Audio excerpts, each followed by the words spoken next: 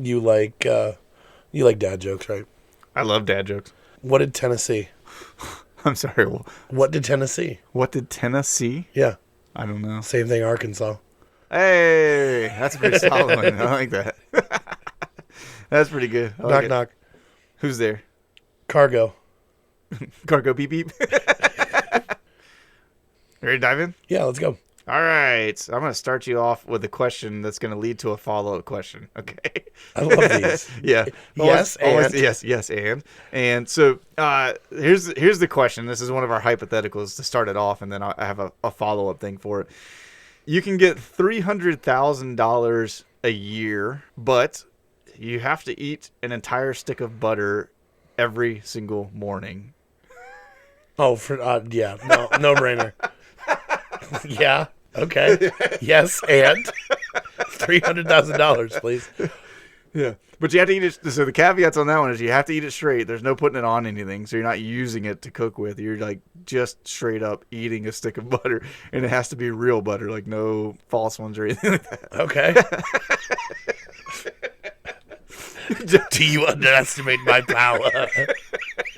But like, can I melt it? Like, it's a stick of butter. Like, can I melt it and just drink it? No, you have to eat it. That's the whole thing. Is like it's got to be just straight non. I can't just. I mean, okay, I'll do it. I'm the same way. Like, I'm I'll like do it, for $300,000 a year, I can exercise and eat healthy the rest of the time to like counteract it. You know what I'm saying? $300,000. Yeah, I'd eat a stick of butter every morning. Oh, no doubt. for sure. So this leads to my follow-up question. Okay, go on. Just something interesting I came across related to butter. Did you know that the West Coast of America has different sticks of butter from the East Coast? Wait, what? See?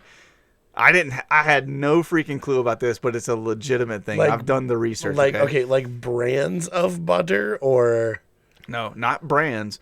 Although they are different brands, like, you know, in most cases, like, because it's just different companies. Like, same thing as, like, you know, you have East Coast bread companies and West Coast bread companies. Same type of concept in that sense. So East and West Coast butters are produced the same way. Like, so, like, the whole process of making the butter. Butter's butter. Like, Butter's butter, right? Yeah, like, that's it. So it's still the same.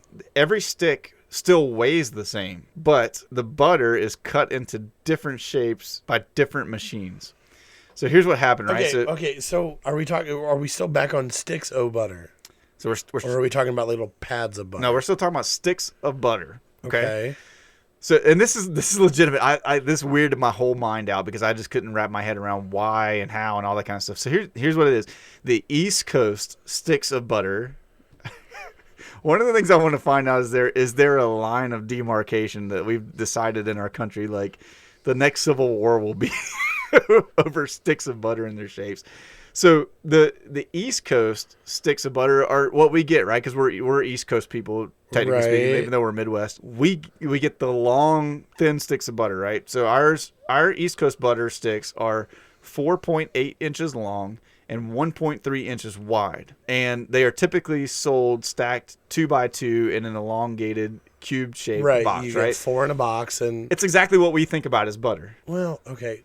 Well, what's the West Coast? Because I do have different sticks of butter in my refrigerator right now. So West Coast butter comes in shorter, fatter blocks than what ours does. So I just told you, like, so East Coast butter is 4.8 inches long and 1.3 inches wide, but the West Coast butter sticks are 3.125 inches long and 1.5 inches wide, and are typically sold stacked 2x2 in a rectangular carton. So the thing is like the butter is there's the exact same amount of butter. They weigh the same, but the ones sold on the West Coast are shorter and fatter, while the ones sold here are longer and thinner. But why? Okay, so there is an explanation to this, right? Because if you like when you cook, like you can cut like the butter into the different measurements. Yeah. It's on the packaging, and and their packaging on the West Coast still has the measurements, but it's a different length for what would be considered like a quarter stick of butter or a teaspoon, all that kind of stuff. I know. This is California's fault. I know it. Yeah, it's gotta be. So here's where it came from, right? So the machines that were first used to process and pack butter were purchased in the 1920s and 30s. So long time that we've been using these machines, right? Right. At that time, the East Coast dominated dairy production. While the West Coast had butter cooperatives, the industry wasn't at the caliber that it is today.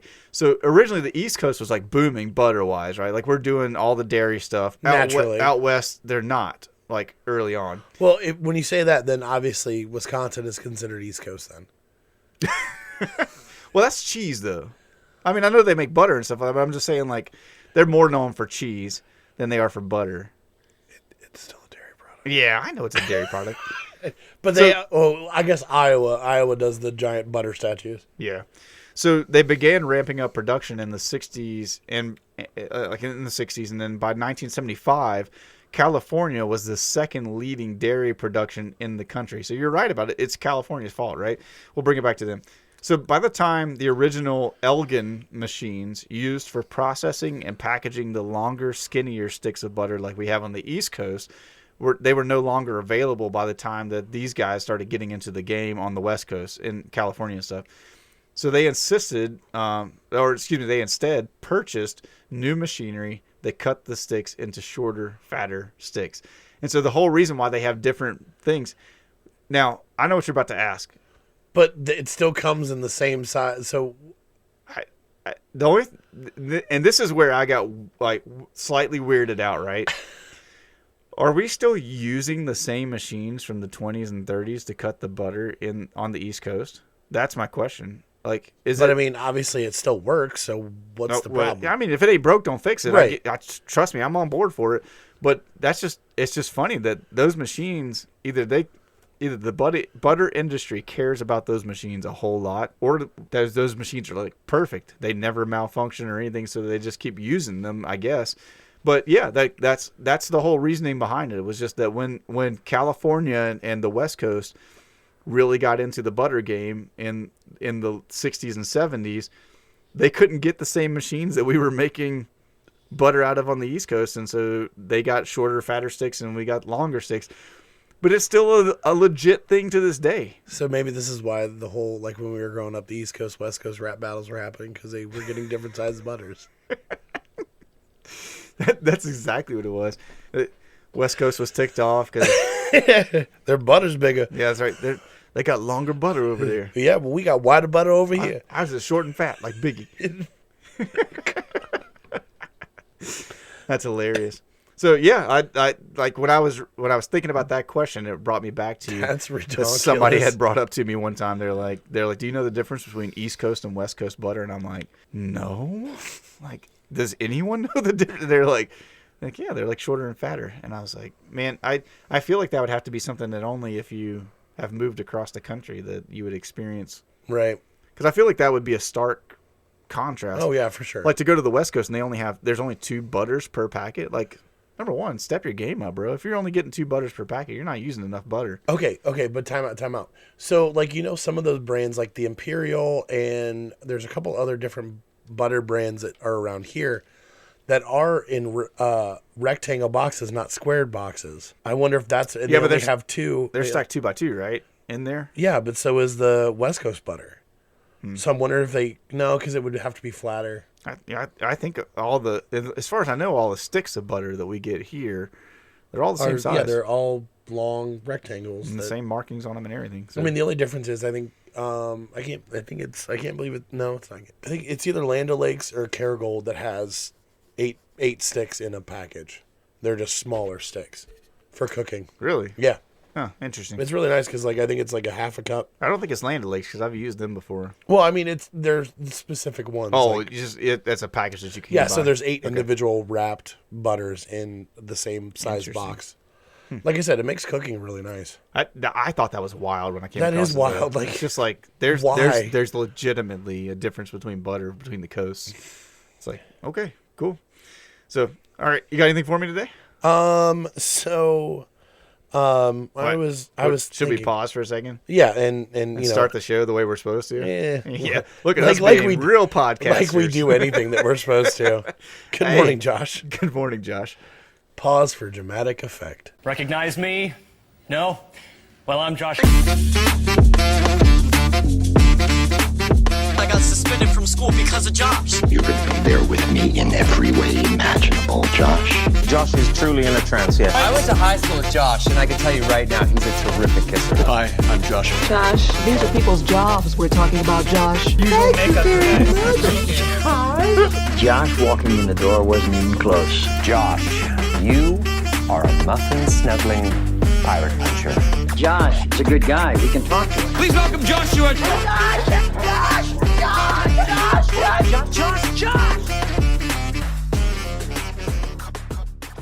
What do you got for me today? So I was thinking, like we've talked about video games a decent amount on the podcast so far. So just as a quick kind of our take of non-gaming industry professionals, but like we've talked about before, the main consumer age group of video games. Yeah. What are your biggest issues with video games today? Not necessarily like content or things like that, just like video games in general. Like what do you feel is wrong with the video game industry as a whole right now? My biggest gripe with video games is one that I think is being addressed more recently, and so I'm happy to see that. But my biggest gripe with video games for a little while now has been the way that video games are allowing themselves to get pigeonholed. Oh, right. Okay. So the whole thing being is like, Fortnite and COD, those kinds of video games come out, and then because they become popular, we get 6 billion video games that all look exactly the same. It's like, okay, you just reskinned what Fortnite was doing or what COD was doing. You just put a new face on the package in a sense. Right. And so I've been pleasantly surprised that there's a few games, or I should say several games that have come out over the past year that I think are trying to break free of that. They're going nah, we've got our own idea what we want to do and stuff like that. And so they're diving in that sense into their video games. They're doing better jobs of storytelling and gameplay and stuff like that. So I would use Ghost of Tsushima as a prime example of that. Even before that, several years ago, I talked about it on a previous podcast, but Death Stranding, they were kind of trying to break free from that mold. I forget what the one is, the monkey guy that fights against all the different Hindu gods or whatever it is. There was a game that came out not too long ago, just several months ago. I have no idea what you're talking about. Yeah, I can't remember the name of it right offhand, but that one came out and it was a completely different style of game. So they're trying to break it free from that. Right. But that is my massive gripe with the video game culture. I think the Soulsborne games are starting to try to buck those trends. The ability to have an entire open world. I know that's a big driving factor of video games is that open world gameplay. Everybody and wants things more space to be able to explore and have non-linear games. I think that's another thing too. People are trying to get away from non-linear games. Yeah. That still tell a story, but you don't have to go point A to point B to point C. Right. You can kind of go at your own pace. You can speed run it a lot easier if you want to, if that's your thing or whatever. And I've always played games for the story. That's why I love the original Modern Warfare games. I loved the story and played the game as part of the story. Right. My biggest issue with games now is the gaming community. That's forcing games to come out before they're ready. Yeah. I mean, the biggest and most glaring example of that is Cyberpunk. Yeah. It was a very ambitious game. It was a very detailed game. Mm-hmm. And everybody was pre-ordering, and they're like, we want our game. And they're like, okay, well, we'll release it. And it was terrible because it was unfinished. Yeah, I mean, and especially to have something that was as big as you've got Keanu Reeves starring in it. You've got all these things that are going in the right direction for that game. But like you said, it really was. They dropped the game way too fast because of the demands of the gaming community. And it flopped, unfortunately. Yeah. And it's one of those things where I like to play a lot of early access games. Yeah. Because one, I know that I'm not a game critic by any means, but some of the issues with those games are a little frustrating because they are unfinished. Right. But to see the areas in the game that you can't get to, you can almost get to, but you can't get to, but you know that there's going to be something fleshed out. I know we played Power World a bunch. Yeah. There was a bunch of different islands that you could see, but you couldn't get to. Right. And like now those are fleshed out and you can get to those Yeah. islands. Like we need to revisit that game because there's been so many updates to that game now. But I think of like one of my favorite games, Subnautica. And I was talking to somebody this morning about this too. Like, I enjoy content creators who play early access games because Yeah. it gets me to play those games that I Yep. would never have played otherwise. But like I said, I think that releasing games before they're ready or having a game that's in early access for 10 years Yeah, right. is a little. I hate to like criticize them, but like if you can't finish the game, don't finish it.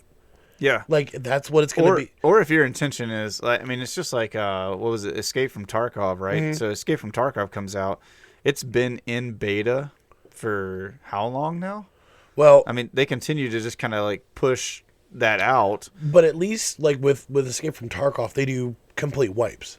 Like Yeah. once they get to a point where like, hey, we've added these things, Right. we're gonna completely wipe everybody. But I guess my Everybody thing is starts over like, again. just say that's going to be a built-in feature of what we're going to do as a game, and don't string everybody along in the sense of like, just remember everybody, it's just the beta. It's like Yeah, people like- have been playing you for 5 years now. It's Well, not just a beta anymore. You're 7 like days. rolling. 7 Days to Die Yeah. was in beta for I think 10 years. Right. Like not like at least 7 if not 10 years, and it just got released to an alpha. Like Right. it's one of those things where it's like, And as an alpha now, are you going back and playing it anymore? Because no, the I whole thing haven't, is, I haven't touched it. would you take that long to get through the process of beta to alpha? By the time you get to alpha, like, it's not like you're going to go, hey, we're releasing it as an alpha title Right. now, that everybody's going to go, oh, I'm going to run back to that. They're going, no, we already played that game. Right. And so what if you fixed a few bug fixes and made the graphics a little bit better? Yeah. Like, the game in and of itself is not better. Right. And like, give me a reason to start a new game. Right. Like, and I think that's like what Power World did, is it gives me a reason to start a new game Yeah. because they've added different ones.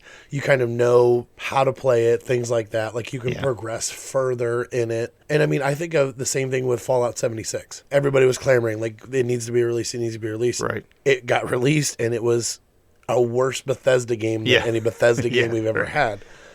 For sure. But now it's kind of enjoyable to play because it's back to a quirky Bethesda game. Like they have their little quirks and things Yeah. about it, but it's a playable game. And I think like the gaming community pushing these games to be released before they're ready is like we need to stop.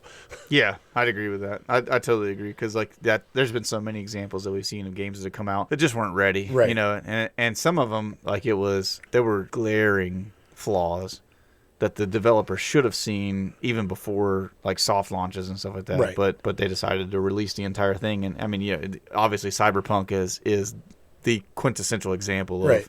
Well, of that in modern times. And but like doing pre-releases, like I think pre-releases are dumb. I think if you're going nowadays they are, yeah. Like, I think if you're going to have a game that you want to test, but test on a wider market, make it a free game at some point. Yeah. Like a demo, not even a demo, but like more than a demo, but less than a full game. Right. And be like, hey, you know, I know they do like closed betas and things like that, but Yeah. like there are a lot of games where you can buy the game, you own the game, once it fully releases, you still own the game, and you pay $10 for it. Yeah. Like, do that instead of a pre-release, $100 pre-release, and the game's crap. Like, Yep, it yep. takes multiple years because that game came out in what, 21? I was gonna say it was right around when everything was on lockdown, wasn't it? Yeah. Or was it? It was sometime around then because I was still watching like streams pretty heavy because like, you know, You had nothing everybody's else to trapped do. at home Yeah. and stuff. So yeah, but I totally would agree. I think those are two of the biggest like glaring problems that we see in the video game industry. I would love to see some people just like what we saw with Helldivers, right? Right. With Helldivers, an indie game company comes out with a game that becomes a smash hit. Right. And they've done such a good job, like, you know, not as many people playing it now, but they've done such a good job of bringing out updates that bring in new things, new enemies to fight against, Right. new levels, new guns, all that kind of stuff.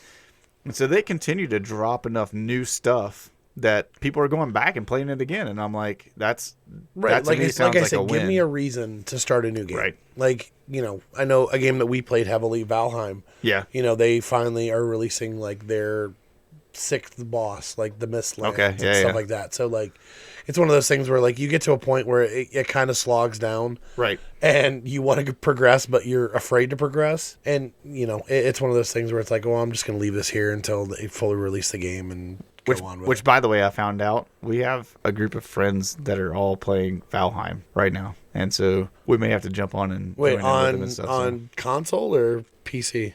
I want to say that knowing the guys that I was talking to, because Zach over at the Wadsworth campus is one of them. I would imagine it's probably PC. Okay. But yeah, so we should we might have to do some research to get in on the game if we can. Yeah, I mean, I So- have it for PC, so I Yeah, have it, I- well, I don't have it for Xbox anymore because I they think took it that off I Game Pass. think Greg Gosser and several other guys are all playing. So cool. I got another question for you. Actually, no, let's do story time. You ready for Okay, a story? story time. Okay, because this was I found this story. It's a short one, but I think you'll see why I like it so much. In 1990. Okay, so we're going back to feeling old again. Yeah, we're going back to feeling old. Okay. In 1990, a woman named Georgine Johnson accidentally ran the full Cleveland Marathon. What? She accidentally ran the full Cleveland Marathon. Oh, I accidentally put all this stuff in a pan and made a cake. What? Yeah, that is exactly how I felt when I read the headline of this. I'm like, No, you're what? a runner. You're a runner. Like, dude. So here's some of the things, right? She was supposed to be running a 10K. So if you're out there and you're not a runner, a 10K is 6.2 miles. I, on a regular basis, run 5Ks, which is 3.1 miles. And so there's several of people in our running group and stuff that run together that have done 10Ks. That, it to me, is a feat in and of itself. I've run that many miles. I run like further than that a few times in training. But then from a 10K, you step up to a half marathon, which is 13 and some change miles. My wife has done that a few times.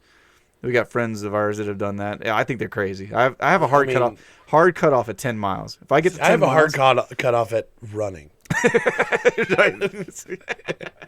yeah.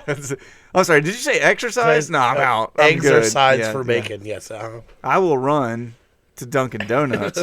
I would make a Dunkin' run. Yeah, I'll make a Dunkin' run. Just like to continue for everybody, you go from 5K, typically like a 5K to a 10K to a half marathon, and then there's a lot of people that get crazy enough after a half marathon that they decide I'm going to run a full marathon, which is 26.2 miles, I believe it is.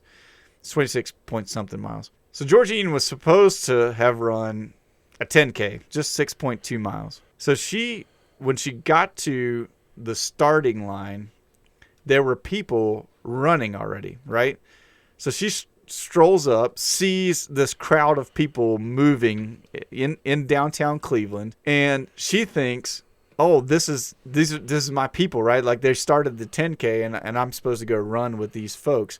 And so she takes off running. Well, she gets 4 miles into this run, which, I mean, you take it in perspective, right? She's supposed to be running 6.2. She gets 4 miles in, and she realized that something was wrong because she hadn't reached the turnaround point.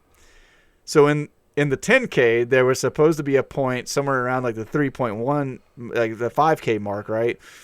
That she was supposed to have turned around and started headed back to where they started from. So it was a big loop in a sense. And she realizes 4 miles in, so almost a mile after where that point should have been, she goes, "Oh, I can't help but notice that I haven't turned around, right? Like I'm still running along with all the rest of these folks." So she asks a male runner that was by her if she was in the 10K, and the guy tells her no. And so she stops, and this is Okay, this is where I would have stopped and been like, "All right, well, yeah, so anyways, I'm gonna head out. yeah, you know, well, like, but okay, but at this point, I'm like, well, I'm already here." see, I don't know, man. I get the I'm already here mentality. I kind of understand that to a degree, but we're talking about a marathon. Like we're talking about going from 6.2 miles to 26.2 miles. And you only got another 20 to go. No, she still had 22 to go at this point, right? So it says when she asked the guy, and he's like, no, this is not the 10K. This is the marathon that she's running in. She stopped to cry, which I'm like, that is my exact feeling as well. If you told me you're on a course that you have to run 22 more miles to complete. Number one, I'm like, I'm not doing it, right? I refuse. I'm just going to go walk myself back to wherever I came from because I'm only 4 miles away at worst. I can just turn around and go back. But she stops to cry. And then after crying, she asked a cop for a ride back to the start line. So she's like, she gave up essentially. She's like, I'm just not going to do this in a sense because it's a marathon and I haven't trained for a marathon. So she sees this cop and she's like, any chance you could give me a ride back to the finish or to the start line? And the cop tells her, he's like, I don't have a cruiser over here. He's like, I'm on foot, for the just protecting the streets for the race and everything. So he's like, I can't do that. So after she has had this interaction with the police officer, it said that she kind of gathered herself. She stood back up and she saw the back. This is the best part of this story. She sees a guy run by with a Nike shirt on, and guess what the back of it says? Just do it. Just do it. Oh my gosh. And so she did. She literally saw a dude's shirt, and I'm like, it's Nike, bro. Like, I would have been like, just no. I'm not running a marathon just because. But this guy runs by with a Nike shirt on. Just do it. So if you work for Nike or the Nike representative, just know that at one point in time, your brand inspired a woman, for better or worse, to run an entire marathon when she shouldn't have been doing it.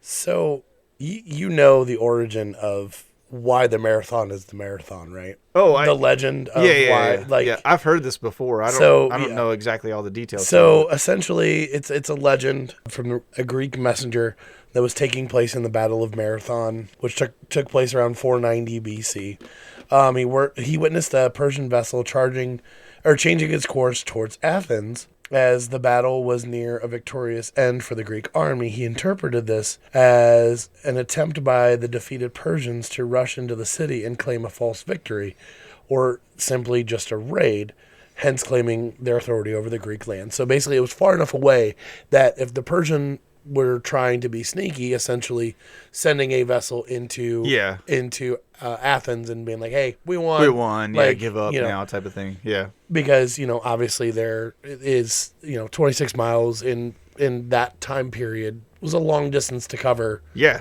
Sure. So it's a long distance to cover now. Right. So it is said, and I'm not even going to try to pronounce the messenger's name. It's like Philippides or something. Oh, nice. Uh-huh. He ran from Marathon to Athens, which is the 26 point whatever miles, without stopping. He shed his armor, he shed his weapons, right, and even any loose clothing that he had to strip down to basically as little weight as possible. Yeah. And he burst into the assembly in Greece, in Athens, and says, "We have won," and then collapsed and died because he just ran 26 point whatever miles. That's where the marathon comes from. Jeez. So, sorry. I didn't know the dude died, man. Oh, yeah. That's wild. I figured he at minimum is going to be having some like crazy breakdown of different parts of his body. He literally ran it, said, we won, and keels over. What a story. Hey, but in his defense, he started a bunch of crazy people running 26.2 miles. Speaking of crazy people, do you know what the world record is for the marathon? Oh, yeah, Kipchoge, doesn't he have like a sub 2 hour marathon or something like that? No. Right now, I'm looking at Wikipedia, the very reliable source. Super reliable. Kelvin Kiptum from Kenya has the world record at 2 hours and 35 seconds. Is it Kipchoge is the last name? It's Kiptum. Oh. And that was in 2023. Okay, I was about to say, that's got to be really recent, like relatively recent. The Olympic record it was just a few years ago. The Kipchoge said it at it was 2 hours and just a few more seconds than that. Olympic record is a little bit longer. For the men, it is Tamarat Tola from Ethiopia. Set it at 2 hours, 6 minutes, and 26 seconds. Jeez. So that begs the question, why is that other guy not running in the Olympics? Why is what other guy? The guy who has the world record. So the thing about those world record ones that I found out, because like with Kipchoge, that was something that became apparent, was they're using all kinds of methods that you would not be able to use in the Olympics. So what I mean by that is they have pacers, they have a team of guys that are basically creating like a wind tunnel for them, and guys that are drafting them to give them backwind so that they're like staying faster. They're literally. I'm sorry, but that's dumb. Yeah, I totally agree. And they pick courses that are like completely flat, that are like on like loops that are protected basically. So that it's not like when you say, like, to me, the guy that has the world record in the Olympics, that's the dude. But like he's actually like he just got out there and killed it against a bunch of other world class runners. So, but you saying all of those like external factors and everything that go into like the world record, Yeah. it makes me think of like the end of Cars when like Chick Hicks wins the Piston Cup and he's the only one celebrating. Oh yeah, because he wrecked everybody else. That's pretty much what it is. Like, and the thing is, like, I mean, you still have to run it. Yeah, like they're still running it. Kipchoge really is like he's the one that I knew of that had that record for a while, and the other guy, I mean, they're Kenyan runners. Like, these are not like schleps. They're not the kinds of guys that you like. No normal person is going out and beating them in a race or anything, even without. I mean, those guys could run barefoot across rocks and still smoke you in a race, like, with no problem. And so I'm not trying to discredit them for anything. They're incredible runners, incredible athletes, but they are doing it in conditions that are not as trying as what the Olympics are and stuff. And so I just don't think it's fair to kind of necessarily say that they've got the world record in that sense.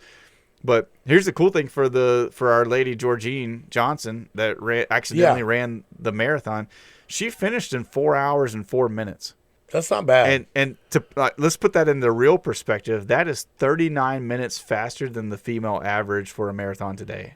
Really? So she just went out and, like, I mean, for lack of a better way of saying it, she cold ran the Cleveland Marathon and did it in a pretty decent time. Okay, and we are talking about the Cleveland, Ohio. It's Cleveland, Ohio. Yeah, so it's right here in our backyard. So yeah, I thought that was like, it's pretty impressive for her to pick up that time compared to, like, nowadays it's 4 hours and like 43 minutes is the average time for a woman. So just because I had a story in the back of my head that made me think of this. Do you know there's been multiple people who have accidentally run a marathon or a half marathon? I mean, it doesn't surprise me. But like have done well. Like there was I think this was a story. Did you hear about the story about the 8-year-old boy who accidentally won a 10K? No. Like, I need to look into this, but yeah, essentially that one doesn't necessarily surprise me though, because at a young age to go 6.2 miles, you know what I'm saying? Right. Is not crazy in that sense. And being young, like, to be young again, like to be able to feel that good and just run like that. So his dad signed himself up and his son to run the 5K portion of the marathon, thinking they could have some father-son exercise together. Once the race started, the kid left his dad in the dust. The son smoked and his was dad. gone, and he made a wrong turn. Yeah. And ran the 10K portion he finished first in runners under 14.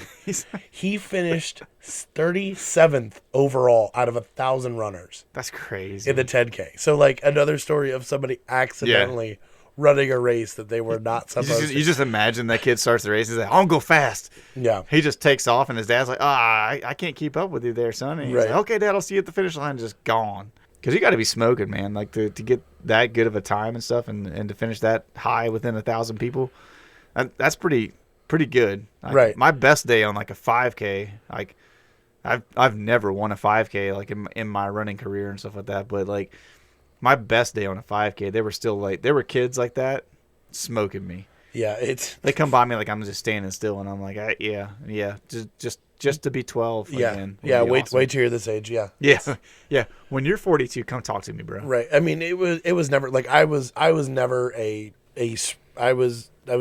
distance athlete. Yeah. I was more of this. I did more of the sprint sports. Yeah. I think the most like endurance based thing I did was soccer. Yeah. Well, I was the same way, because I played soccer, but I was a right fullback. My whole job was take the ball away, boot it back down the field, right, to give it to the midfielders. And so I was a terrible distance runner, even when I was playing soccer. Yeah. Like, I mean, I played goalie a lot. I played defender, and then I played midfield. Nice. So, like, I ran up and down a little bit, but, like, mostly was a defender, Yep. would rotate up and kind of, fill, replace. But then, playing football, playing basketball, like, basketball was the closest thing I ever got back to in endurance. Like even when I did track, like I think the longest distance I did was the 400. Right. And almost wound up on the 4x4 team by accident because we decided, like, because at track meets we would do like the weight man or the throwers relays. Yeah. At like the big relay events. Yep. Where you do the 4x1 with a shot put instead of a baton. Well, at one of the track meets, all the throwers were bored because at track meets the throwers go first, and then Right. you have nothing else to do. Like we had to run like the 100 or something just to be active because most of the throwers played football. So a bunch of my team and two of the other teams were like, why don't we just do a 4x4? Like put together a fat man 4x4 team. And funny. we did. And my team was so far behind. My dumb competitiveness was, well, I need to catch up. Right. So I ended up running like, I think it was a 73 or something like that on my 400. Okay. And they were like, do you want to join the 4? I was like, no. No. Yeah. Like, No, no, I am about to die. No. I can't feel my legs. Yeah. I think I'm gonna throw up. Yeah. I'm pretty sure I did throw up. I don't know where it went, but I threw up. Yeah. But yeah, that's my running experience. I got into running like during the pandemic was kind of the time that it really kicked off for me because it was like I was just looking for some exercise to do it because I couldn't go to the gym. Right. So I started into running like more than I don't like my running has always just been for my own enjoyment and at my own pace. I mean, I run a lot when I'm running and stuff like that, but at the same time, I was never doing it to be the fastest because I'd embraced the fact that I wasn't going to be. I'm too old for it and stuff. So Right. Hey, we want to take an opportunity to take a break right here in the middle of the podcast and just remind you about our sponsor. We've talked about them several times in the past, but we want to continue to bring up the Salt Collective to you. If you haven't checked out the Salt Collective yet, you can go to remainsalty.com and see all the different things that they offer. But the Salt Collective is a great organization that exists to help small businesses and nonprofit organizations to promote themselves through social media and through a billion different other things that they can do to help their businesses thrive. And so we want you to take an opportunity to go check them out. If you're a small business owner, if you know somebody that is, or if you're involved somehow in a nonprofit organization that could use some help in being able to promote themselves and get the word out about what they need for their nonprofit, the Salt Collective is the best way for you to be able to do that. And so we want you to take an opportunity to go check them out. You can find them on Facebook. You can find them on Instagram. And, of course, at remainsalty.com. Thanks for taking the time to listen about our sponsor, and thanks for taking the time to go check them out at their website. Cool. I got a world's largest for us. You ready for that? So this is one that you might know about because it's a more commonly known one, I think, around here. Okay. But did you know that the world's largest cuckoo clock is not very far away from here in Sugar Creek, Yep. Ohio? I actually have been there before. Have you? Yes. Okay. So we're going to have to go check that one out. Well, there's it's, an Amish village and things like that. They have all that kind of stuff. They have a really good restaurant there too. Yeah. It seems to be like some of the things that I looked up about it listed a lot of those things. Yep. But I do have some information to share with everybody about it. So in 2010, the 24-foot tall world's largest cuckoo clock was moved from its old home in Wilmot, Ohio, to Sugar Creek, Ohio. Okay. So I went to it when it was in Wilmot. Okay. So that's when I went there. So Gotcha. So I would have been at the previous location. Gotcha. So it was purchased by the Walnut Creek Cheese and donated to the Swiss-themed tourist town in Sugar Creek. So its original location was a restaurant named Alpine Alpa, known vicariously as Cuckoo Clock, or it is known, the Cuckoo Clock is known vicariously as Cuckoo Clock Capital of America. So I guess it is talking about the Alpine Alpa or whatever it was. Ohio's showplace of cheese making, which is a lofty name, and then Ohio's Switzerland Wonderland. All great names. Definitely things we should lean into. Can we just talk about how we try to Americanize other cultures? Oh my gosh. Yeah. And it's not outside of Cincinnati, Dayton, Columbus, Cleveland, there ain't no big cities in enough to justify a Chinatown, German village, like Little Italy. Yeah. yeah, like there are yes, there are concentrations of those kinds of people, but not enough to Yeah. touristize that. It's so funny to me. Like, this thing says Sugar Creek has its own claim to fame, the little Switzerland of Ohio. And I'm like, why, guys? Why do we need to do this? I mean, okay, you're also talking to somebody who went to school or went to college in Holland, Michigan, In Holland, Michigan. Yeah. Which is like, I mean, they do tulips. They have all the Sure. windmills and stuff like that. Like they have Windmill Island. Like I don't know. I have a hard time wrapping my mind around that and stuff. I mean, it's just like, so this past summer, I went on a motorcycle trip Right. down to North Carolina. And so we were in the mountains of North Carolina, staying in Maggie Valley.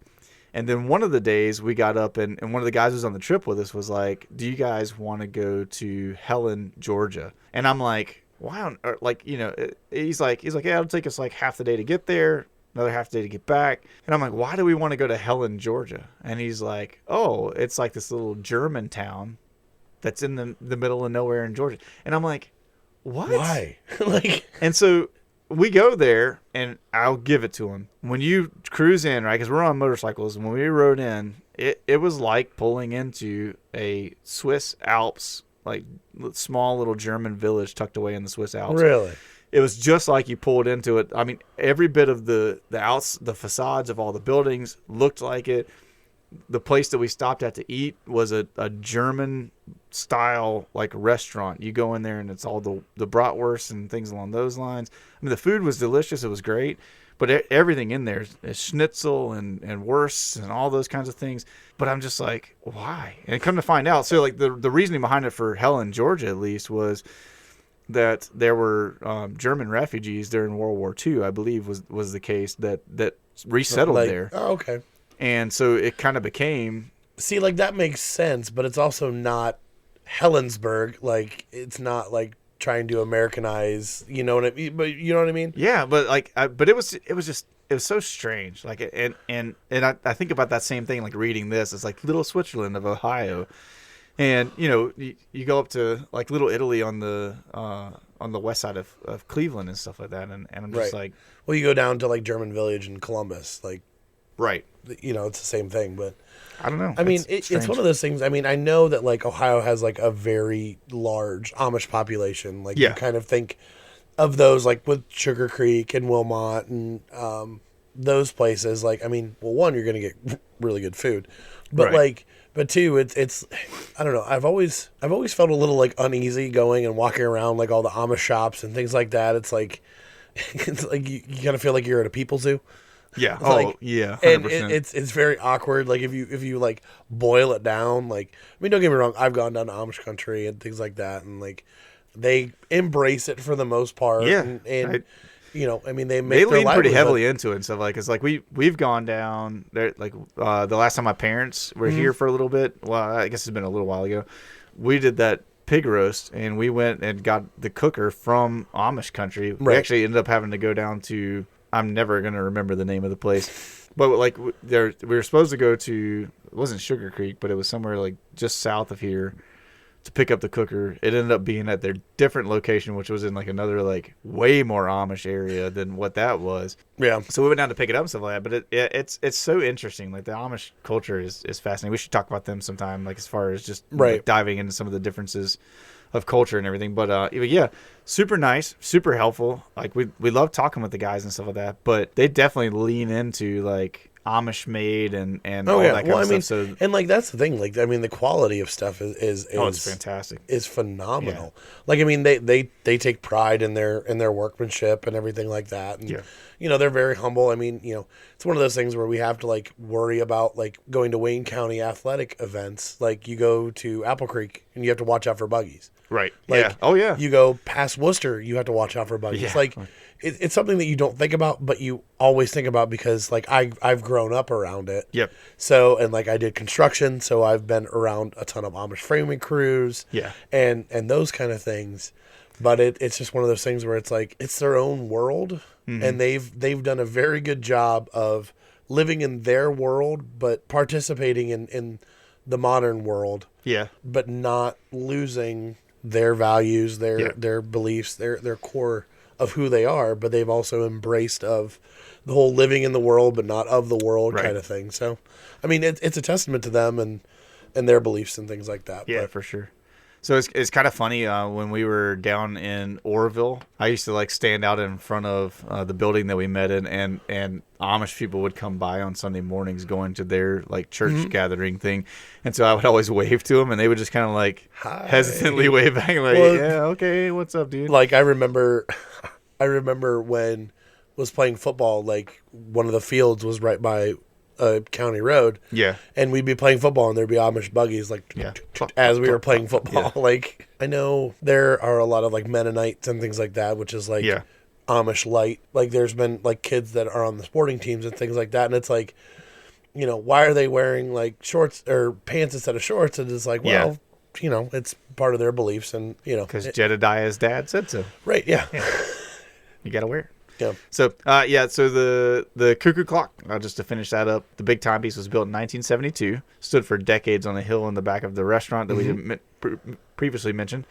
So every 30 minutes, there is a 3-foot tall couple on tracks that dance the polka to Bavarian music played by a 5-piece robot Oompa band. Couldn't love that more. Yeah. In May 2012, the clock was moved to its new permanent location in Sugar Creek's Main Street. Volunteers worked with, they tried to use a pun on here and it didn't do any favors. Volunteers worked with Clock-like diligently. Clockwork Orange? What?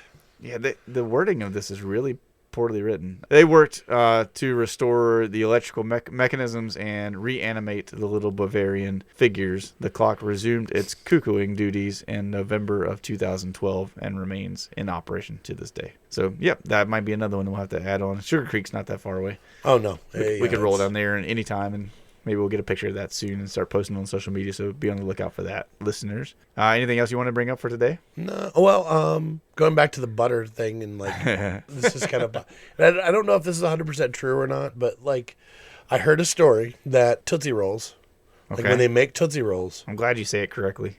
whoa, pause. What do you mean? Have you never heard the people that say Tootsie? No. Yeah, there's people in the world that say Tootsie Rolls, and I every time I hear it, I want to throat punch somebody. It drives me up a wall. It's Tootsie. Just say Tootsie for crying out loud. Right. If you're one of There's the a ones, whole movie. If you're out there and you say Tootsie, don't tell me, Yeah. because I don't want to dislike you. I want to like you. I want to be your friend. But anyway, they use like they continually make Tootsie Rolls. Yeah. But whatever isn't added to whatever's left over from the batch for the day gets mixed into the batch for the next day. So theoretically, we're eating like the original Tootsie you Roll that could was be ever made. eating the original Tootsie Roll. That's crazy. Which it's weird to think about, like those kind of things that like have been made for so long. Yeah. I mean, you know, you go back to like cowboy coffee or like cowboy stew or whatever, where you know they just kind of add more ingredients and Keep it going. it's the same pot of coffee for weeks and months and years and things like That's that. that coffee that'll put hair on your chest. Oh right there. yeah, you got to sift it with your teeth. But yeah, I heard that, and it's one of those things where like I can't not like get it out of my head until I tell somebody. Yeah. Like Tootsie Rolls are an underrated candy too, in my opinion. For sure. Okay, I think people sleep on them. And can we include in on the that? footsies. Like the flavored ones? Yes. Like the different flavors? Yes. The vanilla ones? Oh yeah. Dude, The vanilla. if you've never had a vanilla Tootsie Roll, yeah. do yourself a favor. Which is really funny because like I love like the vanilla Tootsie Rolls, Yeah. but I hate vanilla Frosties. I don't care for Frosties at all. So, like- people are gonna hate me for that one, but like I mean, honestly, like that's fine. Like that's one take that I can Be okay with. Be okay Yeah. with. Yeah. See, I can accept some of your takes that I don't agree with. Yeah, I accept yours too, all except for Christian Bale. I was gonna say, okay, it's not Christian Bale. It's the whole series as a thing.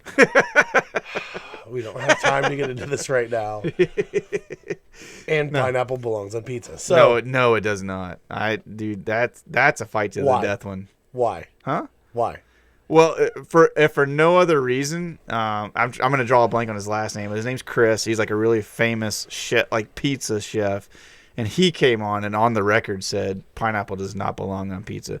So I have an expert on my side. First off, but second off, I'll say this. Part of my hatred for it is because I don't like cooked pineapple at all. So you're not like a ham on the or pineapple on ham kind of person? No, I don't want cooked pineapple, period. The only way that I like cooked pineapple is there's this one dish that my wife makes that is, it's like a Hawaiian inspired dish that is, it's white rice, cilantro, lime, like cubed ham, like the little cubed ham, finely diced up pineapple, and then it's got a few other things like mixed into it. Like you saute some like onions and stuff and add that in there, or onions and peppers, add that in there, I believe. That dish, very tasty. It's that sweet and salty kind of mixture. I get the flavor profile that people are going for. I just cannot stand Okay, so the cooked pineapple thing, and I don't like it on pizza. Like regardless, like so if it was fresh pineapple on pizza, I'd hate it. really, Yeah, See, my thing is like I'm not a huge fan of like pizza sauce and pineapple and like chicken or pepperoni or whatever they put on it. And if you do it like a barbecue base instead Right. of the marinara, Right. like that's where I lean into, like, because I love that sweet savory sure. taste, but like but it's sweet and savory with just barbecue sauce. You don't have to put the pineapple on there. See, I think that people have narrowed their taste buds in such a way that they can't accept Nah, that. nah. Yeah, yes. No, because I like I literally love anything else, right? Like Well, you can't just like it. so like my limitations on my palate are very few. I don't like raw tomatoes, and especially like and I don't like cooked tomatoes if they're in like big chunks. Like diced up tomato, like in a salad, is fine with me. How do you feel about salsa? Like authentic salsa? Now, see, I love every tomato byproduct, right? No, I'm talking about like Chunky salsa, like yeah. like Yeah, actual chunky. I love pico de gallo. I love salsa. So it is the consistency of larger parts of like the inside of a tomato. I just don't like that texture. I don't like Okay. the thing about it. So I love everything that's a tomato byproduct. I get down with all of it. I just don't like chunks of tomato or like raw tomato. So anyways, this tomato, it's black licorice is a hated thing for me. I can't stand it at all. And then like cooked pineapple in particular, but pineapple on pizza, I'm just not I don't get down with it. I can't do it. Okay. And I don't like soups, you know that one. So Yeah. Well, yeah. I mean, that's. I just don't understand. I can't wrap my I mean, mind it's around. witchcraft. I mean, if you think about it, like you're following recipes from somebody who probably is no longer on this planet. Yeah. You're putting herbs and meat into a pot and boiling it. and boiling it. Yes, Yep. it's practicing witchcraft. I'm willing to put it in that category, but I'm also just willing to say this. When was the last time you sat down with delicious food, you took a bite and you went, you know what would make this delicious food even better is if I put boiling water in my mouth with it. Like, what's wrong with you people? Just stop it, man. As I have chicken noodle soup in the crock pot at home. I like stews. I like chilies. I like the thicker things like that because it makes sense to me. It's more of like an actual food, like a texture. I just don't get it, man. Like, so if you want soup, right, cook the stuff with all the flavoring and ingredients in there, and then get rid of all the water because I don't want to be filled up with hot water. I want food. Just feed me regular food. That's all I'm asking. See, like I'm trying to think of like any foods that I'm just not like, like. Those are my only limitations, man. Like that, like it's very few. Like black licorice, tomatoes, and cooked pineapple are just things that I just can't get down with. But just about everything else, if I haven't had it before, I'm always willing to try it. You know that I've tried some crazy foods. Right. I think the only food that I have gotten but never finished, I've eaten it and I've just not liked it, and that was like liver and onions. Like, oh, I was gonna say there is one more thing I have to add on there, which is liver pate. Liver pate is like one of the only foods that I've ever put in my mouth and legit gagged. Like I thought I was gonna throw up. So that one's liver's probably pretty high up. yeah, I mean, and it's not like it's just not for me. Like I understand and can why people like it, and I mean it's a generational thing, right? I mean, because that's all some people had was that, and that's fine. And I've had liver and onions, and same thing. Like it's not my favorite. I could eat it. Like I'll if it's homemade and it's a family member, like I'll choke it down. Like I'll eat it, but just to go out and order it. I I had blood sausage for the first time when we were at Harry Potter World at the Leaky Cauldron. We had like lunch there, or no, I think it was breakfast one morning.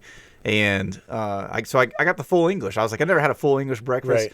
I told Brooke ahead of time, I'm like, you have to eat my tomato because I ain't doing that. Because they bring you a grilled tomato with it. But I was down to eat everything else, and there was like a blood sausage that was on there.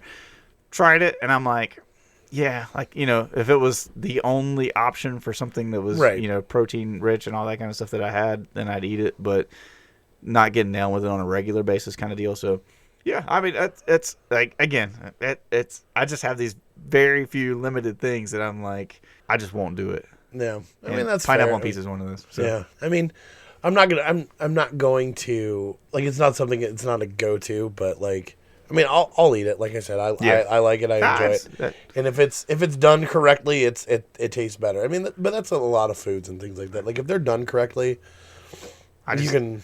just have one final thought on it: is why are we putting fruit on pizza when there's meat lovers pizza that exists out there? I mean, When I can get Can we bacon and sausage and pepperonis but and can we ham also and everything can we else on there? also can we also say though that like the crust makes the pizza? See, I'm very particular about my crust. That's a tough one because Because if you have all of those things and you like pick your pizza up and half the toppings fall off because that's a problem for sure. That's a problem. That is a problem. But like, and there's also like, I'm not a huge fan of thin crust, but I like cracker crust, I guess, like it, or like Donato style pizza Okay. where it's like the flat thin crust, like very thin crust. yeah, you like a little more crunch to it and stuff. But I don't like that intermediate, like between pan and like extremely Yeah. thin crust. Like Yeah. I don't like that. Domino's. I mean, I don't like chain pizza, so Yeah, Papa John's is my favorite of the chain pizzas. See, I'm- mine's I'm like not gonna get down Giannino's. with one. So, but yeah, no, I understand what you mean. I'm actually like a Oh, thick, same. fluffy crust, like thicker crust underneath and everything. That's my style that I go for. But I don't know that I'm as big of a stickler for crust, but the ingredients. So I guess like where my hang up is the cheese has to integrate into the crust on the backside of the pizza so that your junk doesn't fall off, right? Right. And that's my gripe with Papa John's. As much as I love them because they are my favorite chain pizza place, is they don't do a great job of that. They need to find a way to kind of get their cheese to hang onto the crust so that when you like pick up a slice, everything doesn't just like slide off the front of Right. it. But anyways, let's tell the people what we want them to do so that we can close out this podcast that we have managed so well today. Yeah, if you could give us a like and subscribe and a 5-star rating on the platforms, we would greatly appreciate it. Like we always say, even if it's something that you're not into, if it's a subject that you're not digging, you know what? Let us know. Hey, but give us a 5-star. Give us 5 stars anyways because Yeah. we know where you live. Right. I mean, chances are we we'll come know find you. if you are listening to this. Yeah, chances are you're a friend of ours. Yes. If you call us a real friend, you would give us a 5-star rating because that's what friends do. Right. No matter what the subject matter is, if you don't like it or not. That's right. But hey, you know what? If you made it this far in, chances are. But also in that 5-star review that you don't like with the topic that we're doing, give us a suggestion. We would love to take some of these suggestions and make topics out of them. That's right. We promise to read all of your comments. So if you go to Facebook, you go to Instagram. If you're on YouTube, if you happen to be listening there, because we actually have a few people that are listening on YouTube. Really? I haven't. Who knew? I listen to it on every other platform, but Our friend Joe Bodner's over there on YouTube, at least. I know. I see him looking at several of the episodes and stuff. But no matter where you're following us at or listening to us, if you'll take an opportunity, if you can give us a 5-star rating, if you can leave us a comment. If you would, please go like, interact with, and share all of our social media things that you see. It takes you just a second, but it helps us to grow as a podcast. And we would love to be able to hopefully entertain more people with our stupidity and our random topics and our thoughts on things. We hope that you guys have enjoyed this episode, and we will look forward to seeing you in the next one. Love you. bye. Bye. Another one.